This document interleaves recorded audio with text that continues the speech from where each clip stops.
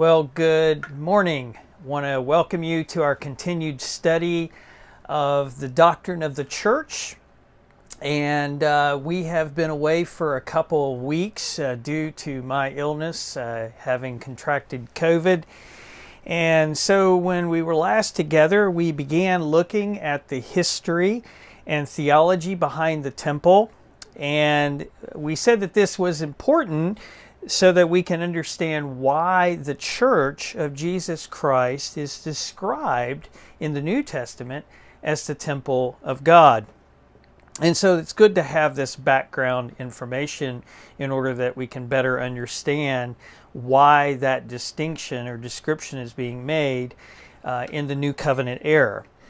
So in view of some of the discussion that we had on that last Sunday morning that I was with you before I got sick, I wanted to try to answer some questions that seemed to arise as a result of this topic. And so I wanted to do that by going over some of these basic ideas for this week's Sunday school class. So first, what we need to do is to remember what the tabernacle and temple are all about. What is their purpose in the Bible? Well, in answer to that question, both the tabernacle, which was a movable structure, and later the temple at Jerusalem, which was a more permanent structure after the Israelites conquered the Promised Land, both were, as Michael Morales says, meant to recapture the ideal of creation, reaffirming God's intention to dwell with humanity. So, in the simplest of terms, the temple is a place of God's dwelling in the midst of His people. I'll say that again. The temple, or a temple, in this Old Testament context, was a place of God's dwelling in the midst of His people. But the tabernacle and temple was not God's first dwelling place with humanity.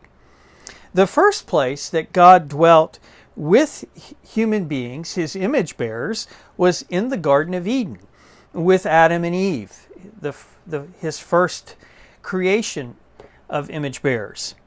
So the garden was a sanctuary with His people. They, His people, Adam and Eve, could be in His presence, and they could do so without fear or without shame. They could enjoy communion, sweet fellowship with Him, and they could freely approach Him and not be destroyed in His holy presence. God dwelt with Adam and Eve in the garden. And had Adam and Eve fulfilled their calling that God gave them in Genesis 1:28 through 30, and had they not eaten from the tree of the knowledge of good and evil, as God commanded them not to do, then all creation would have eventually become the dwelling place of God at some point. They, Adam and Eve, would have served to help expand the sanctuary of Eden into the whole of the earth. All humanity, all their progeny, would have been uncorrupted by sin and would have enjoyed fellowship with God in His presence, because God would have dwelt or been dwelling with them. But instead, as we know, sin entered the world through Adam's disobedience, and everything changed as a result. No more could human beings be in God's presence and not be ashamed, nor would they be unafraid. In fact, Adam and Eve's first response upon hearing God walking in the garden, as Genesis 3 describes Him, was to hide themselves from Him, from His presence, because they saw themselves to be naked, and so they were ashamed. So in order that they might not be destroyed by God's holy presence, they were expelled from the Garden of Eden. The way to the tree of life was blocked, and that was a result, that was both a punishment and also a protection. It was a punishment for this reason, because, and it was a loving protection actually, because had they been able, because they were no longer able, because of their sin, they were no longer able to enjoy the fellowship with God that they had once known. So being punished for their sin of doing that which God commanded them not to do broke that fellowship in the presence of God. And they became unholy, unclean, and under God's curse. Sin brought death, and by that they forfeited the right to life.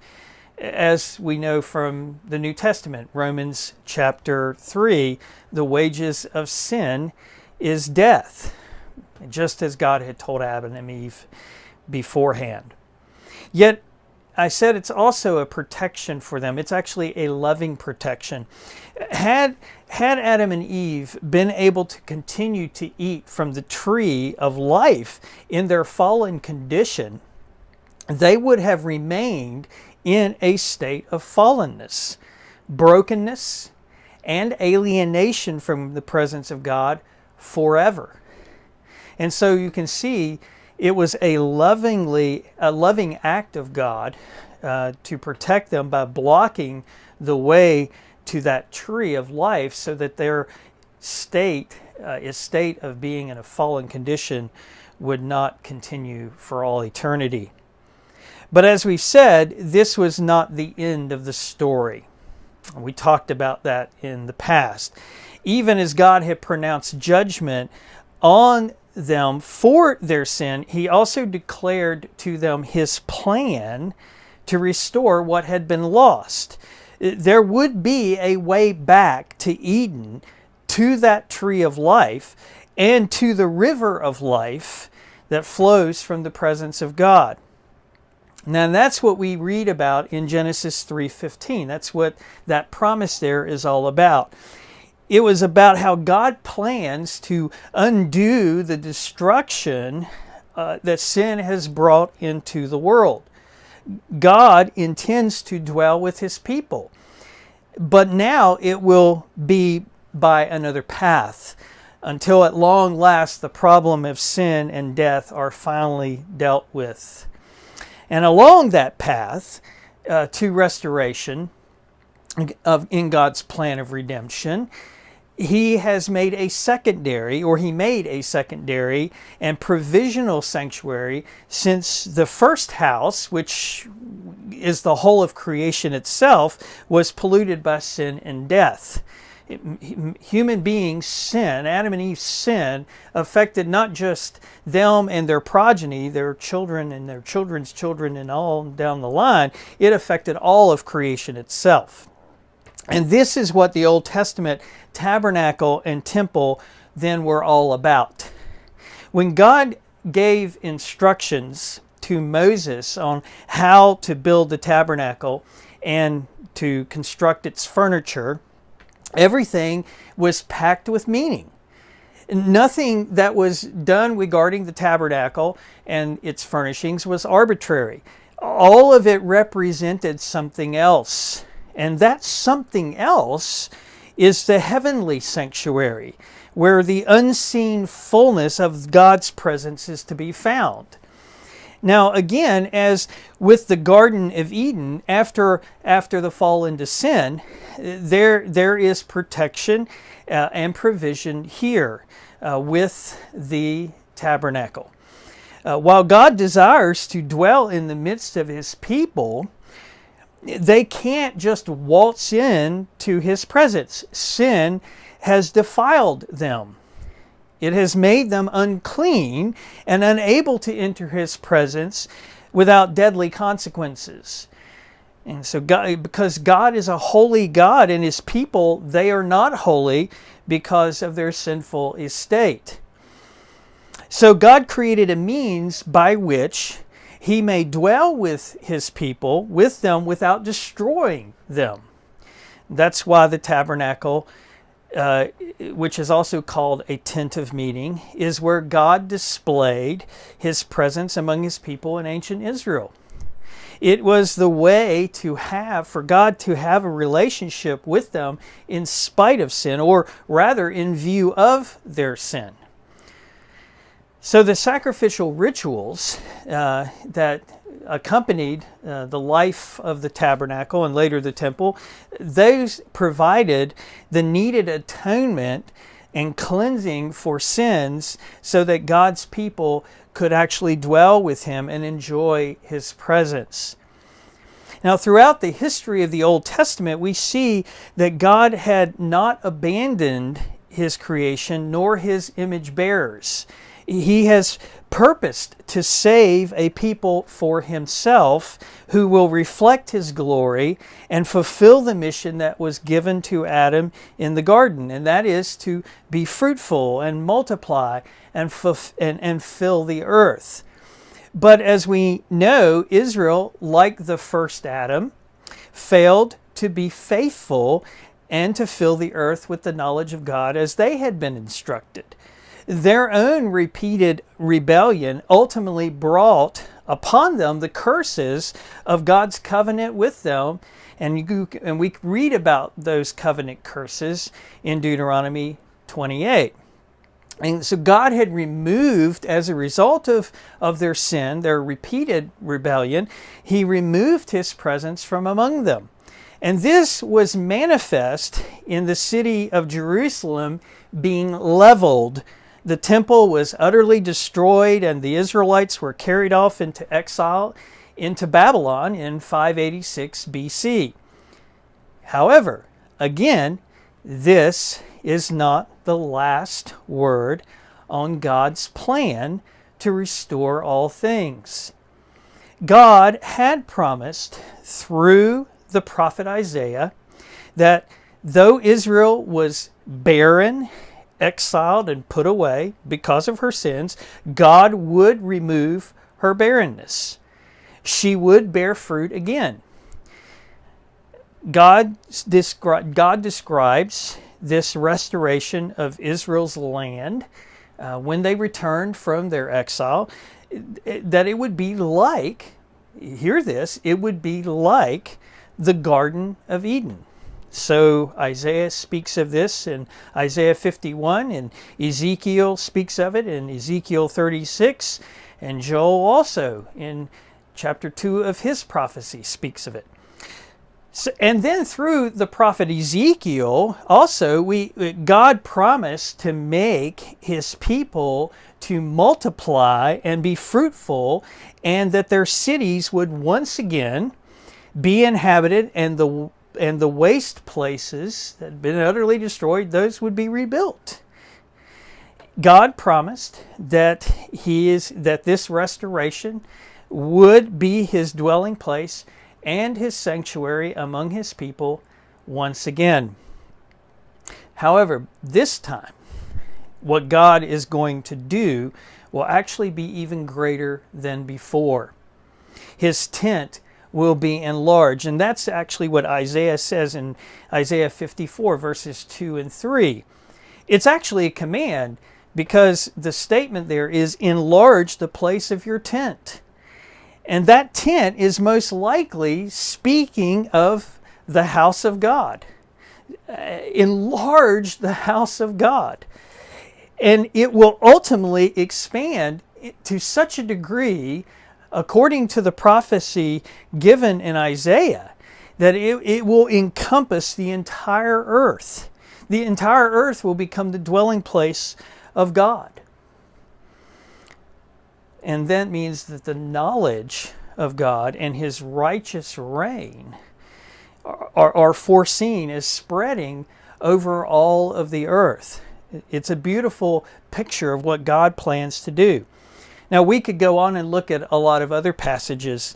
We could look at Jeremiah chapter 3 or Zechariah's prophecy in chapters 1 and 2 and other places as well, and see what God was promising to do. And God was foretelling that he was going to do these things. God's intention is to dwell among his people, and that the whole earth would be the place of that dwelling. Okay, the point is that God intends to have all the earth full of his glorious presence, and he intends to restore that which was lost at the fall into sin. Now, in 538 BC, I hope you don't mind dates, but in 538 BC, because this is biblical history, the remnant of God's people, Israel, began to return from the Babylonian exile. And they came back to Jerusalem to rebuild the temple. And then in 516 BC, the temple was finally at last completed and it was dedicated. Now, all this, of course, was in fulfillment of God's command and his promise to his people through the prophets beforehand. And the prophecies tell us that the future glory of God would be seen in the drawing of all the nations to Jerusalem. That was the vision of the prophet Isaiah in what he says in chapter 2, verses 2 through 3. But even though the temple was rebuilt and even extensively expanded by Herod over more than 500 years later, still the promise that is envisioned by Isaiah and other prophets is yet to be fulfilled, even at the time of Herod's expanding the temple. So, when were all these amazing prophecies going to be fulfilled?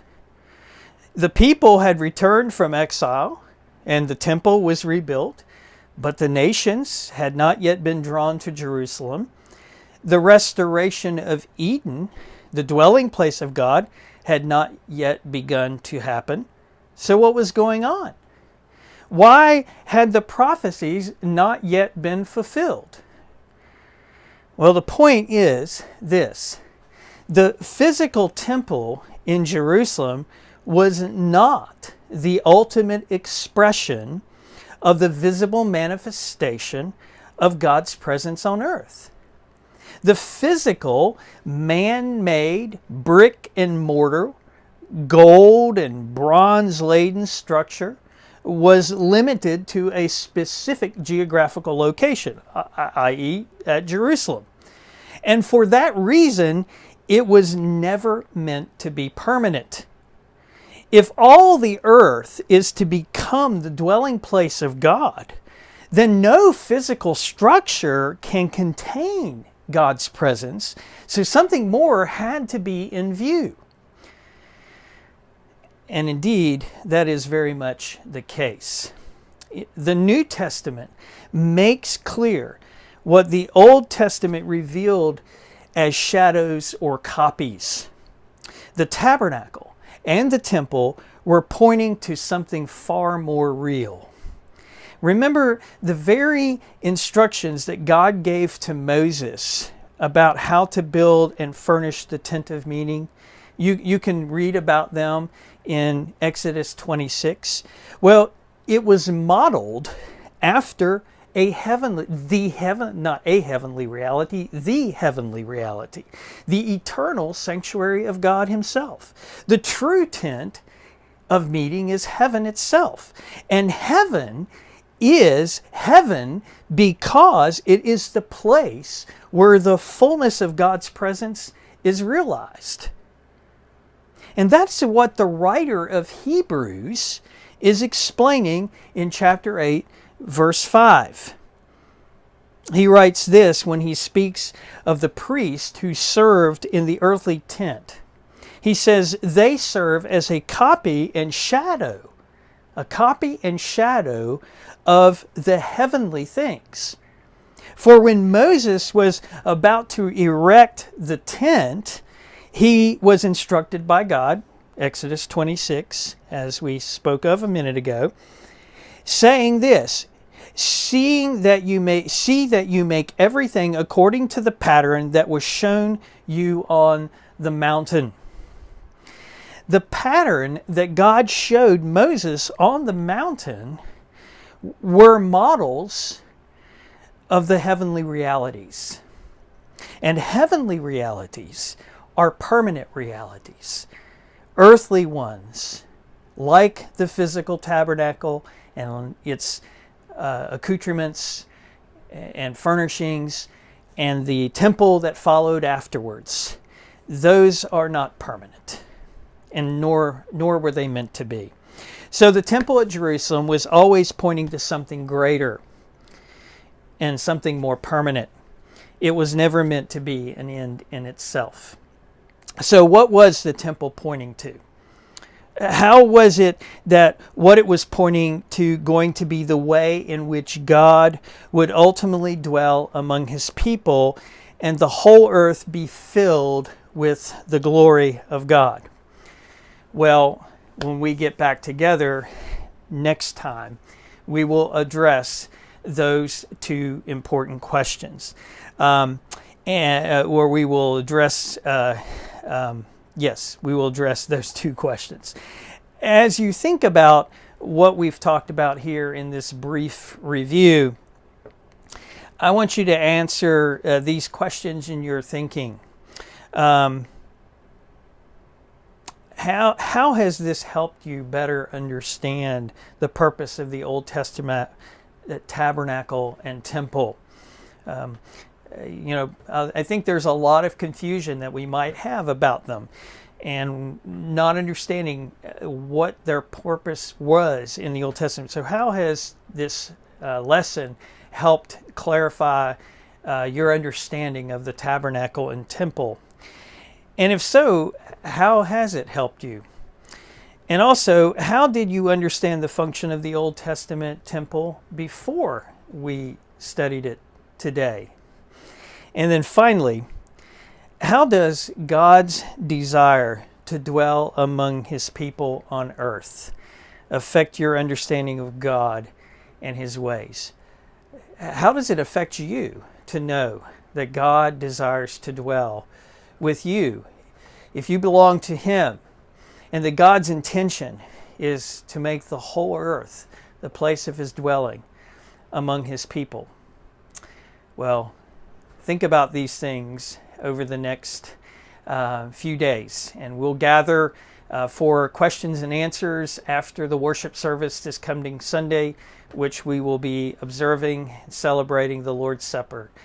So the Lord bless you until we see you this Sunday on the Lord's Day. Bye.